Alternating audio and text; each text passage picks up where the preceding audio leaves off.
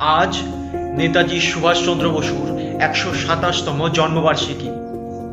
নেতাজি নামটুকুই যথেষ্ট ইংরেজদের পা কাঁপানোর জন্য। এই মহান ব্যক্তি, এই মহান মানুষ জন্মগ্রহণ করে ২৩শে জানুয়ারি উড়িষ্যার কটক শহরে। তিনি তার স্কুল কলেজের পড়াশোনা কমপ্লিট করে ১৯২০ সালে আইসিএস পরীক্ষার জন্য লন্ডনে যান। নেতাজি সুভাষচন্দ্র বসু চতুর্থ স্থান অধিকারকারী ভারতের প্রথম আইসিএস অফিসার হন। ইংরেজদের পাহারাকে উপেক্ষা করে নেতাজি সুভাষচন্দ্র বোস পালিয়ে যান আফগানিস্তানে এবং সেখান থেকে যান তিনি জার্মানি গিয়ে গঠন করেন এক ফৌজ এবং সেই ফৌজ নিয়ে তিনি সাবমারিনে করে যান জাপানে এবং জাপানে গিয়ে গঠন করেন আজাদ হিন্দ বাহিনী। আর সেই আজাদ হিন্দ বাহিনী নিয়ে অ্যাটাক করেন ইংরেজদের ওপর।